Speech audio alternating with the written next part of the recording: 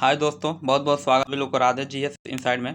और जैसा कि हम लोग डिकोड एग्जाम का प्रैक्टिस सेट सॉल्व कर रहे हैं और ये प्रैक्टिस सेट 3 है। पिछले वीडियो में हम प्रैक्टिस सेट 3 का 75 प्रश्नों तक देख चुके थे और आज के वीडियो में हम लोग 75 प्रश्नों के बाद से प्रश्नों को देखेंगे। और अभी तक आप लोग चैनल को सब्सक्राइब नहीं किए तो सब्सक्राइब कर लीजिए ताकि जब भी अगला वीडियो डाला जाए तो इसका नोटिफिकेशन आप लोगों को मिल जाए। और इसके पीछे के वीडियो को देखना हो तो आप प्लेलिस्ट में पड़ा हुआ है, उसे जाके आप लोग देख सकते हैं। और मेरे बोलने में या कहीं प्रश्नों की व्याख्या करने में कोई गलत टर्म मतलब कोई गलत उच्चारण या व्याख्या कर दे रहा हूं तो मैं चाहूँगा कि उसका सुझाव आप लोग कमेंट बॉक्स में दें ताकि मैं उसमें सुधार कर सकूं। और ज़्यादा देरी न करते शुरू करते हैं। आज का 76 क्वेश्चन देखते हैं। 76 से आज हम लोग 140 प्रश्नों तक पूरा सॉल्व कर लेंगे इस वीडियो में। तो देखते हैं क्या है 76 क्वेश्चन।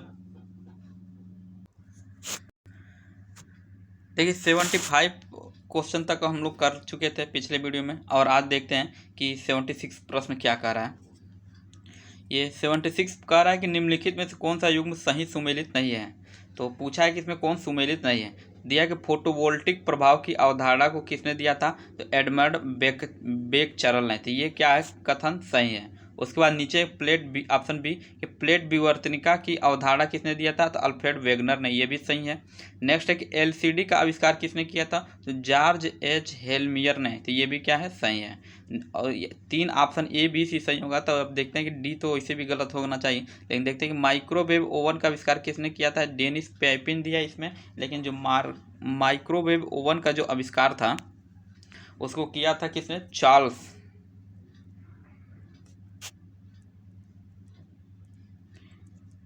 मैं बोल दे रहा हूँ, आप लोग नोट कर लीजिएगा, चार्ल्स व्हीटस्टोन। इस पर लिखा ठीक से नहीं जा रहा है क्योंकि ये अभी डिस्प्ले इसका खराब है। Charles Wheatstone. चार्ल्स व्हीटस्टोन ने माइक्रोवेव ओवन का आविष्कार किया था, डेनिस पेपिन ने नहीं। जबकि कौन थे, चार्ल्स व्हीटस्टोन। तो इसलिए ऑप्शन डी इसका क्या हो जाएगा, सही हो जाएगा। पूछा कौन सुमेलित नहीं है। अगला प्रश्न कह रहा है कि मध्यकालीन भारत के इतिहास के संदर्भ में इरदार शब्द के किसे संदर्भित किया जाता था, इरदार। तो इरदार है कि विद्वानों तथा धार्मिक लोगों को दी जाने वाली आर्थिक सहायता, वेतनभोगी अधिकारी, अधिशेष भू राजस्व, धार्मिक अथवा सुपात्र व्यक्तियों को भूमि अथवा पेंशन का अनुदान। देखिए मध्यकालीन भारत से आजकल नए जो प्रश्न बन रहे हैं ज़्यादातर यही प्रश्न बन रहे हैं कि किसी शब्दों को दे रहा है और उन सब पूछ रहा है कि मतलब उन शब्दों को क्या कहा जाता था।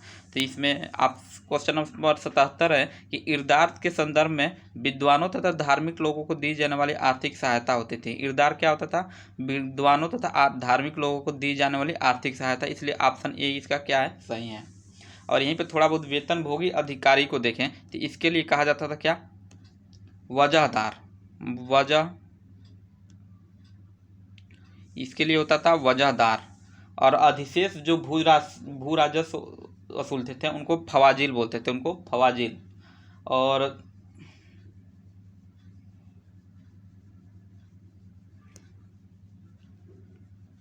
धार्मिक अथवा सुपात्र व्यक्तियों को भूमि अथवा पेंशन का जो अनुदान देते थे उसको मदद मास कहते थे। अगला प्रश्न देखते हैं क्या कह रहा है कि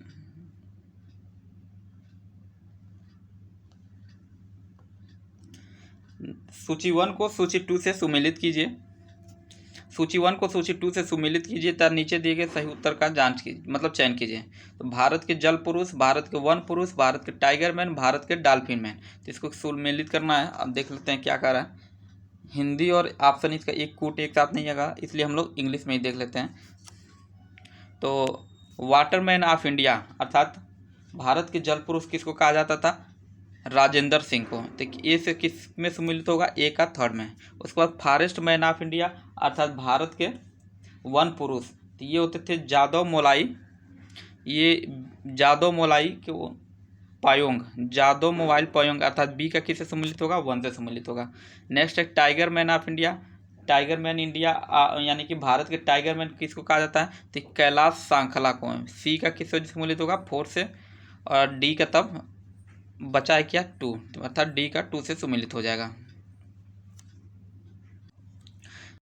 देखिए दिया है ना कि ए का किससे सम्मिलित है, थर्ड से, Waterman of India Rajendra Singh. तो अब देखेंगे ए का किस ऑप्शन में थर्ड सम्मिलित है, ए में नहीं है इसलिए क्या हो जाएगा, कैंसिल हो जाएगा। बी में भी नहीं है इसलिए कैंसिल हो जाएगा। में होने की संभावना सही हो सकता है, डी में भी है संभावना तो सही हो सकता है।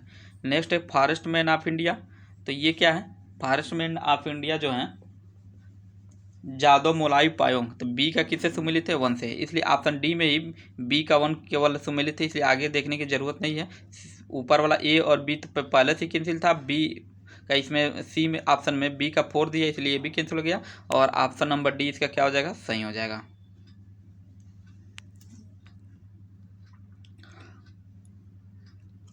अगला प्रश्न है, उत्तर प्रदेश में विज्ञान एवं प्रौद्योगिकी उद्यमिता पार्क कहाँ स्थित है,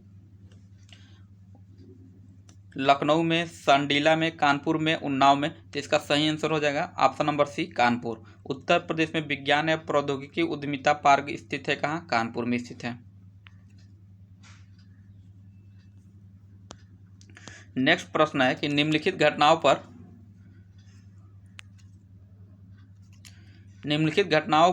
पर विचार कीजिए और उन्हें कालानुक्रम में व्यवस्थित कीजिए। 20 सूत्रीय आर्थिक कार्यक्रम, भारत में हरित क्रांति की शुरुआत, बैंकों के पहला बार राष्ट्रीयकरण और सर्वप्रथम गरीबी हटाओ का नारा दिया गया। तो इसको क्या करना, जो कौन सा कार्यक्रम पहले घटित हुआ उसको पहले लिखना है और कौन सा बाद में हुआ। तो देखिए जो ये था, इसको थोड़ा और ऊपर करते हैं, केवल हम लोग ऑप्शन देखते हैं। जो ये भारत में हरित क्रांति की शुरुआत हुई थी ये कब हुआ था, तो 1966 में, 1966-67 में इसकी शुरुआत हुई थी।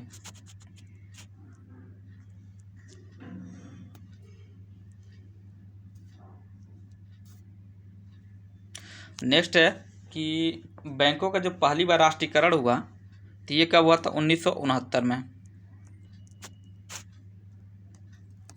देखिए ऐसे प्रश्नों को ना क्या ना कई प्रकार से सॉल्व किया जाता है, और जो नहीं समझ में आ रहा है तब देखिए, अब जिसमें 1906 अब दो ही हम लोग ऑप्शन देख लेते हैं, और 20 सूत्री कार्यक्रम नहीं भी पता होगा तो जो ये दो कार्यक्रम है 2 और 3, भारत में हरित क्रांति की शुरुआत और बैंकों का पहला राष्ट्रीयकरण, ये सबको लगभग पता ही होगा, क्योंकि हरित क्रांति की शुरुआत 1966 में हुई और बैंकों का पहला राष्ट्रीयकरण कब हुआ, 1969 में। अब जिसमें भी देखेंगे ना तो क्या, जिस ऑप्शन में भी देखेंगे उसमें क्या होगा, 2 क्या होगा, 3 से पहले होगा, ठीक।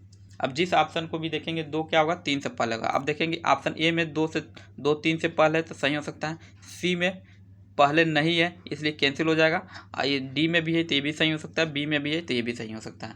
खैर आगे और घटनाओं को देखते हैं। सर्वप्रथम गरीबी हटाओ का नारा कब दिया गया था, इसको दिया गया था कब, 1971 में। कब, तो 1971 में, अर्थात सबसे जो लास्ट में आएगा वो था क्या, सर्वप्रथम गरीबी हटाओ का नारा। नहीं ये तो 19 हो गया। अब 20 सूत्री जो कार्यक्रम था ना ये आया था कब, 1975 में, 1975, अर्थात 4 वाला जो सबसे जो 4 जिसमें सब होगा, 20 सूत्री 1 जिसमें होगा, सॉरी गलत हो गया, 20 सूत्री आर्थिक कार्यक्रम जो पहले होगा, मतलब 1 वाला जिस ऑप्शन में लास्ट में होगा वही इसका ऑप्शन क्या हो जाएगा, सही हो जाएगा। तो सी तो पहले ही कैंसिल था, डी नहीं है, ए में भी नहीं है, इसलिए ऑप्शन बी इसका कहीं सही हो जाएगा। अब शुरू से इसको हम लोग देख लेते हैं कि सबसे पहले क्या आया, बैंकों का नहीं, भारत में हरित क्रांति, अर्थात 2 सबसे पहले, 2 सबसे पहले। उसके बाद से बैंकों का पहला बार राष्ट्रीयकरण अर्थात 3, फिर नेक्स्ट आया सर्वप्रथम गरीबी हटाओ जो 1971 में घटित हुआ अर्थात 4, और उसके बाद 20 सूत्री आर्थिक कार्यक्रम 1975 अर्थात 1, 2 3 4 1, इसलिए ऑप्शन नंबर 20 का क्या हो जाएगा, सही हो जाएगा। देखिए क्वेश्चन नंबर 21 कह रहा है कि निम्नलिखित में से कौन सा युग्म सही सुमेलित है। एक तरफ योजना है, दूसरी तरफ उसका वर्ष दिया गया है। तो पहला इसमें दिया है सुगम्य भारत अभियान, तो ये दिया है कि 2016, तो ये क्या है ना, ये गलत है। सुगम्य भारत अभियान 2016 में नहीं आया था, जबकि 3 दिसंबर 2015 को, कब ये लॉन्च किया गया था, तो ये 2015 को लॉन्च किया गया था, ये अर्थात ये गलत है। पूछा कौन सही सुमेलित हैं, तीसरे जो सही सुमेलित होगा उसको हम लोग सही कर देंगे। उसके बाद है पीएम स्ट्रीट वेंडर स्वनिधि योजना, जिसे पीएम स्वनिधि योजना भी कहते हैं, और ये भी जो क्या है ना, ये भी गलत दिया हुआ है, क्योंकि ये इसके जो लॉन्चिंग था 2021 दिया है, ये 2021 नहीं बल्कि कब था, तो ये 2020 था। पीएम स्वनिधि योजना कब आया था, 2020 में। उसके बाद क्या है निपुण योजना, निपुण योजना क्या दिया, 2020, तो निपुण योजना भी गलत है, क्योंकि निपुण योजना 2020 में नहीं बल्कि ये भी कब आया था, तो ये 2022 में आया था, ठीक, अर्थात ये भी गलत हो जाएगा। उसके बाद क्या है पीएम श्री स्कूल योजना, पीएम श्री स्कूल योजना क्या है, तो ये आया था 2022 में, 5 सितंबर 2022 को इसको लॉन्च किया था। और इससे पूछा कहीं कौन सुमेलित है, इसलिए डी सुमेलित है, इसलिए ऑप्शन नंबर डी इसका क्या हो जाएगा, सही हो जाएगा। ऑप्शन नंबर डी इसका सही हो जाएगा। अगला प्रश्न देखते हैं 82 क्या कह रहा है कि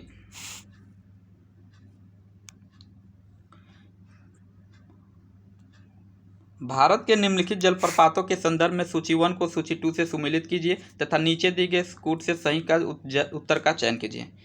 पहला क्या दिया है, अथिरापिल्ली। तो अथिरापिल्ली आपका जो ये कहाँ से संबंधित है, केरल से संबंधित है, केरल में है। एक तरफ जलप्रपात है और दूसरी तरफ उसका स्टेट दिया है, तो अथिरापिल्ली जो है केरल से संबंधित है। और इसे दक्षिण भारत का ये नियाग्रा भी कहा जाता है। इसके लिए तो इसे थोड़ा सा और जान लें कि इसको अथिरापिल्ली को दक्षिण भारत का नियाग्रा कहा जाता है। उसके बाद क्या है, थलैयार। तो थलैयार किससे सम्मिलित है, तमिलनाडु से सम्मिलित है। और ये जो थलैयार है ये तमिलनाडु का सबसे ऊंचा जलप्रपात है। और बी का किससे सम्मिलित हो गया, 1 से। ए का किससे सम्मिलित, 4 से। फिर कुचिकल, कुचिकल जो ये तो पता ही होगा, कुचिकल जो है कर्नाटक में है, अर्थात सी का किससे सम्मिलित होगा, 2 से। ए का किससे हुआ, 4 से। बी का सम्मिलित हुआ 1 से और सी का हुआ 2 से, सी का 2 से। और एक बचा वजराई, तो वजराई किससे सम्मिलित हो जाएगा, महाराष्ट्र, अर्थात डी का किससे सम्मिलित होगा, टी 3rd से, महाराष्ट्र। और ये महाराष्ट्र एवं भारत का सबसे ऊंचा जलप्रपात है वजराई, ये महाराष्ट्र एवं भारत का। हालांकि अब कुछ अपडेट हुआ होगा, पहले तो नहीं था, लेकिन अब वजराई को माना जा रहा है कि वजराई महाराष्ट्र या भारत का सबसे ऊंचा जलप्रपात है। खैर इसको आप लोग क्रॉस चेक कर लीजिएगा, लेकिन स्टेट तो जो स्टेट दिया है स्टेट तो सही है, अर्थात डी का किससे सम्मिलित होगा, थर्ड से, डी का 3rd से।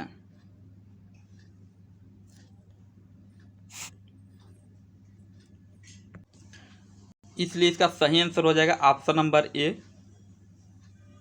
अथिरापल्ली केरल से है, थलैयार जो है आपका वहाँ तमिलनाडु से था, और कोचिकल था कर्नाटका से, वजराई था महाराष्ट्र से। अगला प्रश्न दे रहा है कि निम्नलिखित में से कौन सा एक भारत के भुगतान संतुलन खाते के पूंजी खाते के अंतर्गत नहीं आता है। 83 क्या है, प्रत्यक्ष विदेशी निवेश, निजी अंतरण प्रेषण, वायु वाणिज्यिक उधार और फ्रांस में किसी भारतीय द्वारा शेयरों की खरीद।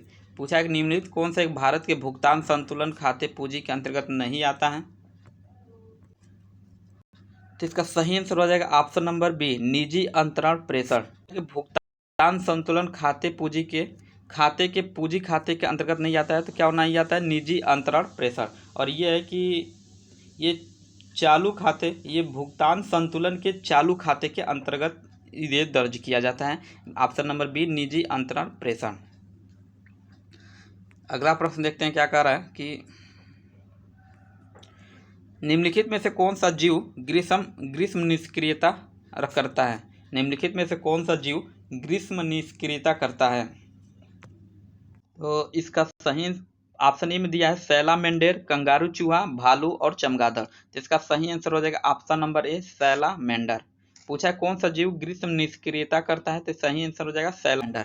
और ग्रीष्म निष्क्रियता क्या होते हैं ना, कि कुछ ऐसे जीव होते हैं जो शीत निष्क्रियता की समान होती है, ये ग्रीष्म निष्क्रियता। इसमें क्या होता है कि कई जंतु, जो कुछ ऐसे जंतु जो अपनी ऊर्जा बचाने के लिए अपनी जो ये मेटाबॉलिज्म रेट होता है, अर्थात जिसे हिंदी में चयापचय दर भी कहते हैं, उसको धीमा कर देते हैं ऊर्जा बचाने के लिए। और इसलिए और इसके वजह से ज़्यादा एनर्जी उनकी खर्च नहीं होती है, और ये ज़्यादातर देर तक, और मतलब ज़्यादा ग्रीष्म ऋतु में ज़्यादा दिन तक जीवित रह सकते हैं इसको करने के बाद से। अगला प्रश्न है सल्तनत काल में सर्वप्रथम शुद्ध अरबी के सिक्के किसने चलाए थे। मोहम्मद बिन तुगलक, कुतुबुद्दीन ऐबक, इल्तुतमिश, बलबन। तो इसका सही आंसर हो जाएगा option number C, Iltutmish. Iltutmish ने सर्वप्रथम शुद्ध अरबी के सिक्के चलवाए थे, और इसने 2 महत्वपूर्ण सिक्के चलवाए थे, एक चांदी का टक्का जो 175 ग्रेन का था, और तांबे का जीतल।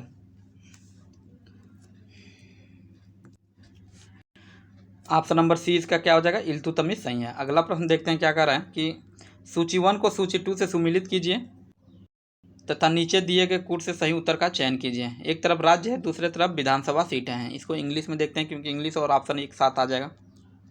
तो दिया है कर्नाटका, तो कर्नाटका में कितने सीटें हैं विधानसभा की? तो कर्नाटका में है आपका 214, कितना है, सॉरी 214 नहीं 224, कर्नाटका में 224, इसलिए ए का किससे सुमिलित होगा? ए का सुमिलित होगा 4 से। नेक्स्ट है बिहार, बिहार का जो इधर यूपी बिहार के होंगे उन लोगों को तो पता होगा ही कि बिहार में 243 सीटें हैं विधानसभा की। फिर महाराष्ट्र में है 288, कितने हैं महाराष्ट्र में? 288, और एक बचा वेस्ट बंगाल, अर्थात डी का 1 हो जाएगा। अब देखते हैं डी का 1 किस ऑप्शन में है। देखिए ई की वेस्ट बंगाल मिला, डी का 1, ऑप्शन नंबर ए कैंसिल हो गया, बी कैंसिल हो गया, सी कैंसिल हो गया, बचा क्या? डी, क्योंकि डी में ही 1 है केवल, इसलिए ऑप्शन नंबर डी सही हो जाएगा। ए का 4 था कर्नाटका का 224, ए का 4 भी सही सुमिलित, बिहार का 3rd में सुमिलित था, सी का 2 में सुमिलित था, तो ये भी सब सही है। अगला ऑप्शन देखते हैं क्या कर रहा है। भारतीय अंतरिक्ष संघ की स्थापना किस वर्ष की गई थी? भारतीय अंतरिक्ष संघ की स्थापना किस वर्ष की गई थी? 2018 में, 2019 में, 2020 में या 2021 में? तो इसका सही आंसर हो जाएगा ऑप्शन नंबर डी 2021। भारतीय अंतरिक्ष संघ की स्थापना 2021 में की गई थी। नेक्स्ट है उत्तर प्रदेश के संदर्भ में निम्नलिखित में से सैरा किसे संदर्भित करता है? प्रमुख लोक नृत्य, प्रमुख लोकगीत, प्रमुख बोली या ब्लॉक प्रिंटिंग का अनूठा रूप? प्रश्न नंबर 88। तो सैरा जो है ना उत्तर प्रदेश का ये एक लोक नृत्य है। क्या है ये? प्रमुख लोक नृत्य है, अर्थात सैरा किसे कहते हैं? प्रमुख लोक नृत्य। ऑप्शन नंबर ए इसका क्या हो जाएगा? सही हो जाएगा। और सैरा जो है कि ये बुंदेलखंड के प्रसिद्ध लोक नृत्यों में से एक है, और ये बुंदेलखंड के ज़्यादातर बुंदेलखंड के जो एरिया हैं, मतलब जो ज़िले हैं जैसे कि झांसी, हमीरपुर, ललितपुर जिलों आदि, इन जिलों में ये किया जाता है। और ये इस नृत्य को वर्षा ऋतु में युवक युवतियाँ जो क्या होते हैं ना हाथ में डंडा लेकर ये करते हैं। अगला प्रश्न देखते हैं क्या, जब एक श्वेत प्रकाश किसी प्रिज्म पर पड़ती है तो ये किरण की प्रिज्म की पहली सतह से किरण होता है क्या? कोई अपवर्तन नहीं, कोई विक्षेपण नहीं, कोई विचलन नहीं, विचलन और विक्षेपण दोनों। जब श्वेत प्रकाश किरण एक प्रिज्म पर पड़ती है तो यह किरण प्रिज्म की पहली सतह से किरण में होता है क्या? तो कोई अपवर्तन नहीं, इसका सही आंसर हो जाएगा क्या? विचलन और विक्षेपण दोनों। प्रिज्म की पहली सतह से किरण में क्या होता है? तो ये विचलन और विक्षेपण दोनों होता है, इसलिए ऑप्शन नंबर डी इसका क्या हो जाएगा? सही हो जाएगा। क्वेश्चन नंबर 90 का रहा है कि हड़प्पा सभ्यता का जो प्रसिद्ध स्थल हड़प्पा जो है ये किस नदी के किनारे स्थित है? सरस्वती, सिंधु, ब्यास और रावी। तो इसका सही आंसर हो जाएगा ऑप्शन नंबर डी रावी। जो हड़प्पा है ये रावी नदी के किनारे बसा हुआ है। और सिंधु नदी के किनारे क्या है? मोहनजोदड़ो। क्या है? मोहनजोदड़ो। उसके बाद से ये जो सरस्वती नदी थी इसके बगल में बनावली है। और ब्यास नदी के बगल में कौन थी? तो ब्यास नदी के बगल में नहीं पता है, बस इसका जो दिया है हड़प्पा, इसका सही आंसर हो जाएगा ऑप्शन नंबर डी रावी। अगला प्रश्न है कि निम्नलिखित में से कौन सा अंडमान और निकोबार द्वीप समूह का एक द्वीप नहीं है? रूटलैंड द्वीप, नारकोंडम द्वीप, बोम्पोको द्वीप या अमीनी द्वीप? इसका भी सही आंसर हो जाएगा ऑप्शन नंबर डी अमीनी द्वीप, अमीनी द्वीपी द्वीप। क्योंकि जो अमीनी द्वीपी द्वीप है ये अंडमान निकोबार द्वीप का समूह नहीं है, ये लक्षद्वीप का एक समूह है, इसलिए ऑप्शन नंबर डी इसका क्या हो जाएगा? सही हो जाएगा। अगला प्रश्न देखते हैं कि मरुस्थलीकरण के रोकथाम के लिए संयुक्त राष्ट्र समझौते को किस वर्ष स्वीकार किया गया था? 1992 में, 1994 में, 1995 में या 1996 में? तो इसका सही आंसर हो जाएगा ऑप्शन नंबर बी 1994। मरुस्थलीकरण से रोकथाम के लिए संयुक्त राष्ट्र समझौते को 1994 में स्वीकार किया गया था। ऑप्शन नंबर बी इसका क्या हो जाएगा? सही हो जाएगा। अगला प्रश्न है 93। निम्नलिखित में से कौन सा दीर्घ मात्रा पोषक तत्व शरीर में अम्ल क्षार संतुलन को बनाए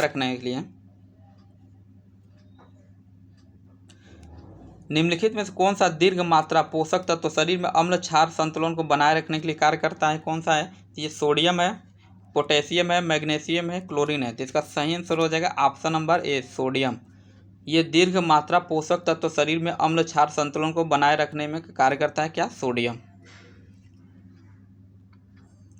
नेक्स्ट दिया है कि निम्नलिखित पर विचार कीजिए तथा नीचे दिए गए कूट का सही उत्तर का चयन कीजिए। दलहन के महत्व को चिन्हित करने और आम लोगों में उसके प्रति जागरूकता बढ़ाने के लिए प्रतिवर्ष 10 फरवरी को विश्व दलहन दिवस के रूप में मनाया जाता है।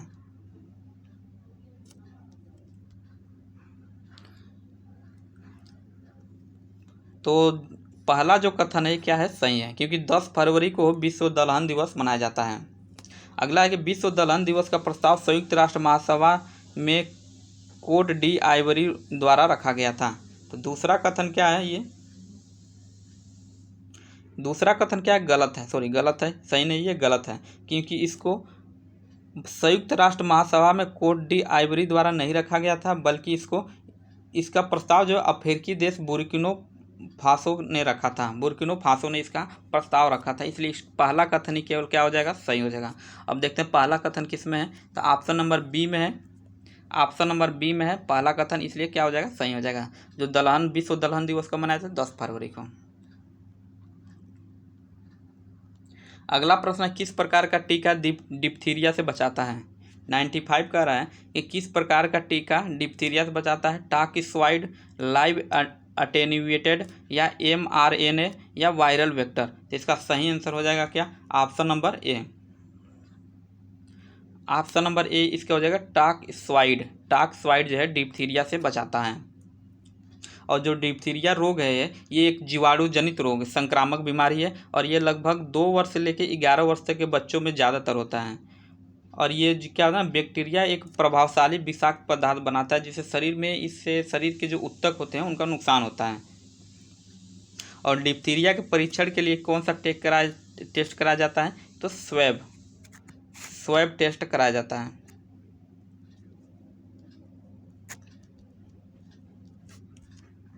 अगला है प्रश्न 96।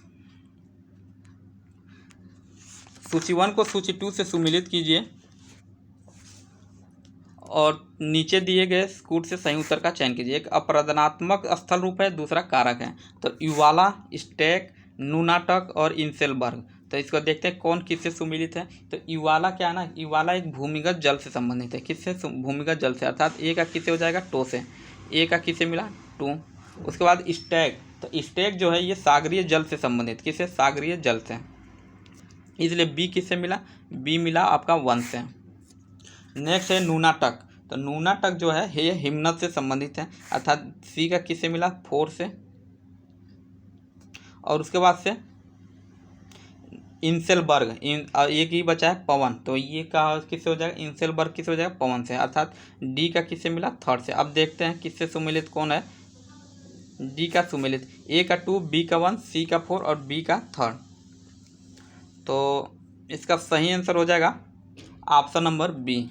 ए का 2 था, बी का 1 था, सी का 4 था, डी का 3rd था, इसलिए ऑप्शन नंबर बी इसका सही हो जाएगा। अगला प्रश्न है कि लखनऊ स्थित इमामबाड़ा का निर्माण किसके द्वारा कराया गया था? इमामबाड़ा का जो निर्माण है किसके द्वारा कराया गया था? प्रश्न संख्या 97 है। तो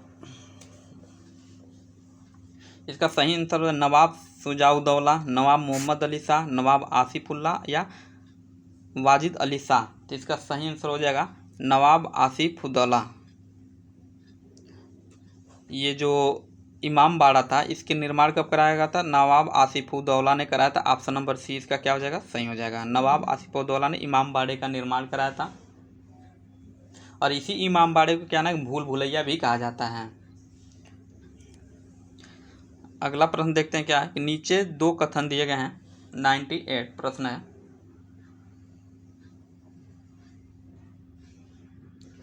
कि नीचे 2 कथन दिए गए हैं जिनमें एक अभिकथन ए तथा दूसरा कथन आर है, चिन्हित किया गया है। दूध एक विजातीय विलयन का उदाहरण है। क्या दिया है? 98। तो दूध एक क्या दिया है? दूध एक विजातीय विलयन का उदाहरण। तो कथन एक क्या हो जाएगा? अभिकथन सही है।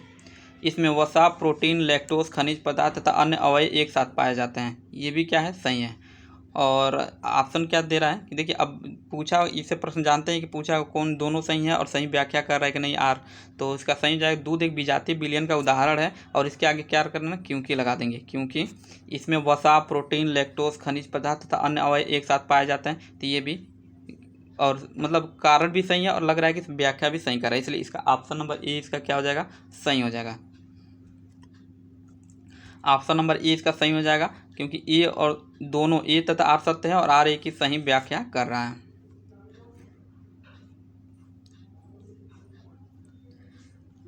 अगला प्रश्न है, किस चोल शासक के शासनकाल में प्रथम व्यापारिक प्रतिनिधि मंडल चीन भेजा गया था? राजेंद्र प्रथम, राजराज प्रथम, विक्रम चोल या राजा महेंद्र? तो इसका सही आंसर हो जाएगा क्या, 99 का राजेंद्र प्रथम। ऑप्शन नंबर ए इसका सही हो जाएगा। किस चोल शासक के शासनकाल में प्रथम व्यापारिक प्रतिनिधि मंडल चीन भेजा गया था? तो ऑप्शन नंबर ए राजेंद्र प्रथम के शासनकाल में। अगला प्रश्न है कि भारत के राष्ट्रीय वृक्ष बरगद फाइकस बेगालोसिस में उसकी वायवीय शाखाओं से ऊर्ध्वाधर नीचे की ओर लटकी स्तंभ जैसी संरचनाओं को क्या कहा जाता है? जितने लोग भी बरगद का पेड़ देखे होंगे उसमें से जो एक तरह से जड़ के जैसे होता है ना, कि उसके पेड़ से ऊपर से ही नीचे लटके होते हैं, तो पूछा है कि उस जो लटकता हुआ जो स्तंभ जैसी संरचना होती है उसको क्या कहते हैं? तो इसका सही आंसर हो जाएगा आरोही जड़, झकड़ा जड़, मूसला जड़ या स्तंभ मूल। तो इसका सही आंसर होगा ऑप्शन नंबर डी, उसको कहा जाता है अवस्तंभ मूल। क्या कहा जाता है? अवस्तंभ मूल उसको कहा जाता है। अगला प्रश्न है कि भारत के आर्थिक सर्वेक्षण का प्रकाशन किसके द्वारा किया जाता है? भारत के आर्थिक सर्वेक्षण का प्रकाशन किसके द्वारा किया जाता है? वित्त मंत्रालय, भारतीय रिजर्व बैंक, नीति आयोग या भारतीय सांख्यिकी संस्थान? तो इसका सही आंसर हो जाएगा ऑप्शन नंबर, आर्थिक सर्वेक्षण जो है,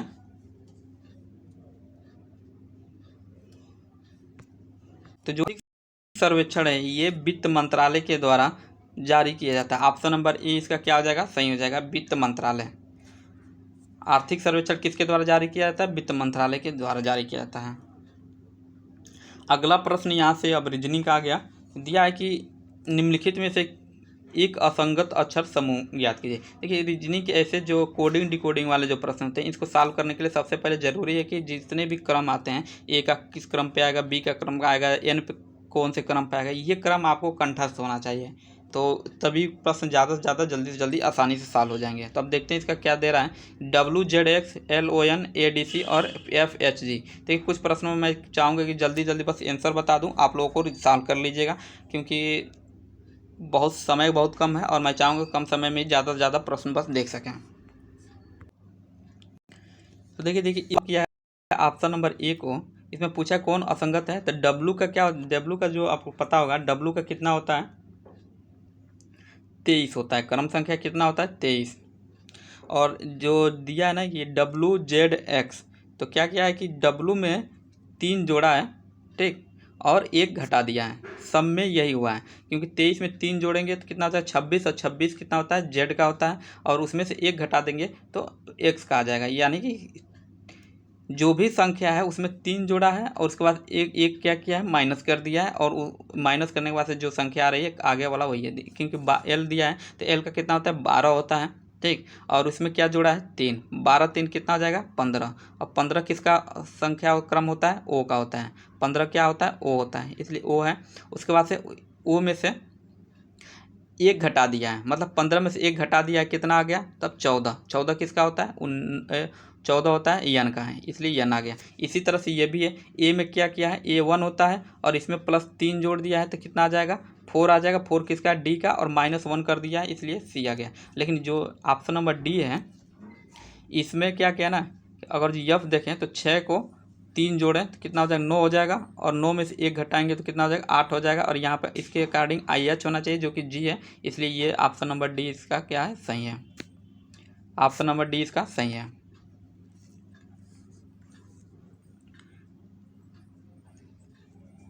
एक तरफ दिया है क्वेश्चन नंबर 103 दिया है, प्रियांक एक पंक्ति में बाएं छोर से 13वें और दाएं छोर से 14वें स्थान पर बैठे हैं, पंक्ति में कुल कितने लोग हैं? और जो पूछे कि पंक्ति में कुल कितने लोग हैं, तो सभी संख्याओं को जोड़ के जो दिया है दाएं और बाएं दोनों क्रमों को जोड़ के उसका एक घटा देंगे। क्यों इसलिए एक इसलिए घटाते हैं क्योंकि भाई एक ही आदमी ना, तो जबकि दोनों ओर से गिना जा रहा है तो एक ही आदमी तो दोनों ओर से गिना जाएगा नहीं, इसलिए जब दोनों ओर से गिना जाएगा तो एक उसमें घटा दिया जाएगा। तो 13 और 24 कितना होता है, 13 और 24 कितना हो जाएगा, 27 हो जाएगा, और 27 में एक घटा देंगे तो कितना हो जाएगा, 26। इसलिए ऑप्शन नंबर 20 का क्या हो जाएगा, सही हो जाएगा।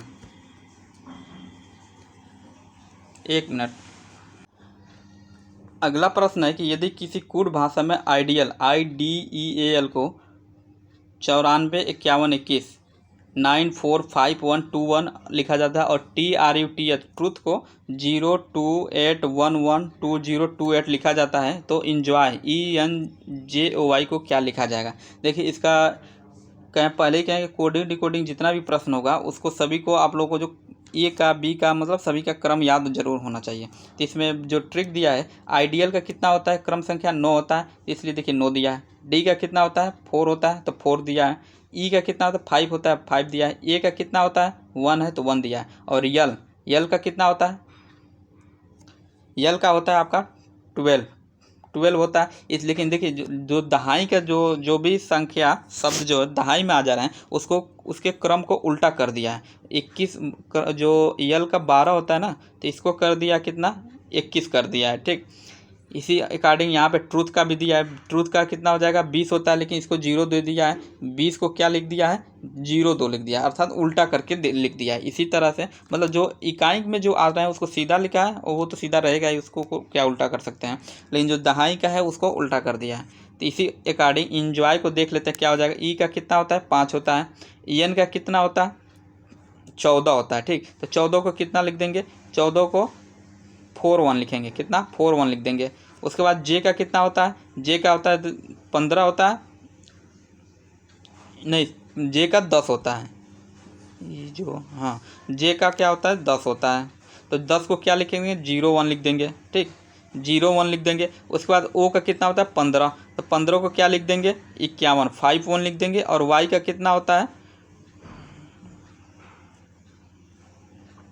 वाई का होता है 25, तो 25 को क्या लिख देंगे, 52, क्योंकि 25 को उल्टा क्या होगा, 52 हो जाएगा। 2 और 5 का उल्टा 5 और 2। तो अब देखेंगे 94 10 51 52 कितने है, तो ये ऑप्शन नंबर सी में, इसलिए ऑप्शन सी इसका क्या हो जाएगा, सही हो जाएगा। 104 का प्रश्न संख्या सी इसका सही हो जाएगा।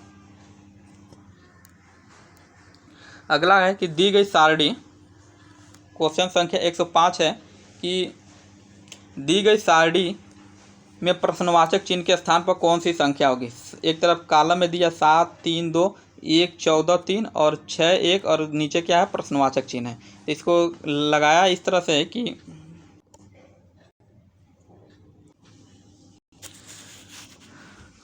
और आज के वीडियो में हम लोग इतना ही रहने दे रहे हैं।